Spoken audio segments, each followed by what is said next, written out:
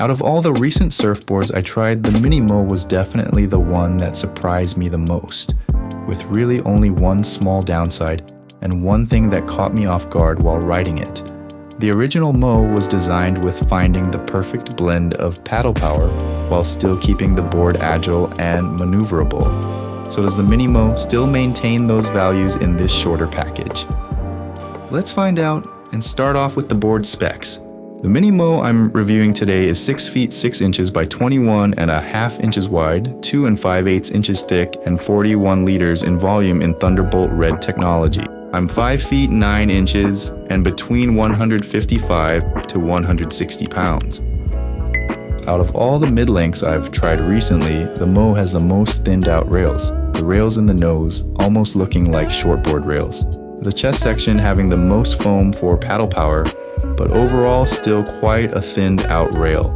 The midsection along with the lower half of the board has a 60-40 down rail. There's a very subtle hard edge that starts around here that gets more sharp and defined until here.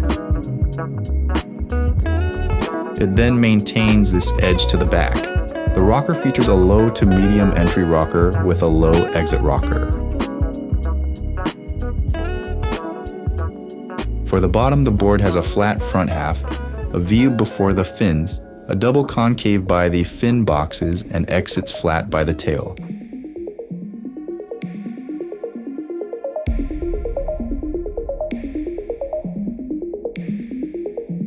The wide-shaped Mini Moe paddles and enters waves solidly, getting a score of a 9. I would say it paddles and enters waves a little better than the Outlier X and a bit below the Milo.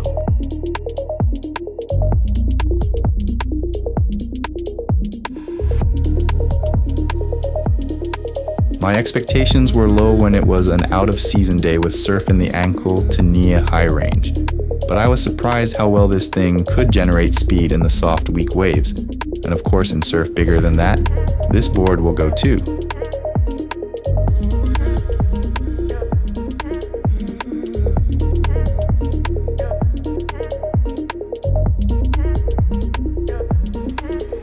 When you're surfing, do you want to feel like you're riding a physical board or feel like you're riding in synergy with the wave? When you pump for speed or put the board on rail to turn it, it definitely feels like the latter.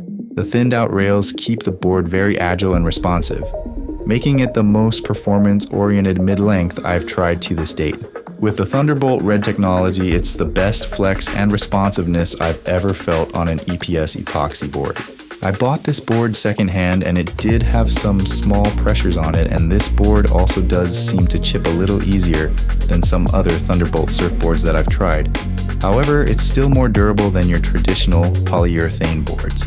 This board works best ideally in knee to waist high waves to a bit overhead, and will cover you for mostly all wave conditions and can be used as a one-board quiver. One thing that took a little getting used to ties in with the drive, maneuverability, and flex, and mostly applied to my backside cutbacks. As an example, while most boards, when you cut back, the board will rebound back to the whitewater more predictably. The Mini Moe almost felt like it had a different timing. The best way I can explain it is like a slingshot that you're pulling far back. So as you're initiating the turn and cutting back, it almost felt like that slingshot is still getting pulled. Like it's still charging up, but once it did release and you engaged that inside rail to go back, it felt like it propelled you to the white water with an even higher burst of speed than I'm used to. Importantly, let's also talk about fins, because I had a pretty wide range of experience from both good and bad depending on the fins. This small quad setup felt fast, loose, and almost a little out of control with less fin and the flex of the board, which some may find fun. However, for backside it kept losing traction and I slid out a ton.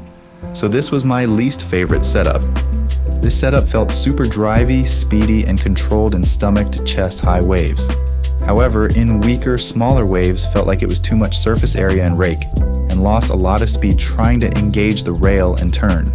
This setup was really fun and was used for most of the board review.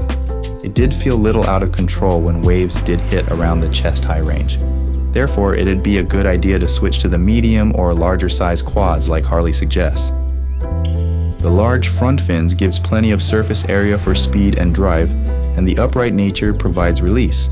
The rear fins are not too large, keeping things loose, but the 50/50 foil's still giving you that control. I was surprised this setup worked actually. It was most fun in the smaller waves or bigger fat waves. It did act like a traditional twin fin where you could feel it getting squirrely going backside. This was a fun setup too. It held better backside but not as fast as the pure twin. The smaller size shape and thinned out rails may be a little tricky for beginners. I would recommend this particular size for upper beginners to advanced level surfers to enjoy, while I'd recommend the larger size Moes in the 7 foot to 8 foot range to all skill levels. For overall fun factor, I'm giving the Mini Moe a 9.5. The Thunderbolt red technology makes it feel like no other EPS board on the market, and I've had some of my best rides on this board. But not all Thunderbolt reds are the same. If you want to see what I mean, check out this video.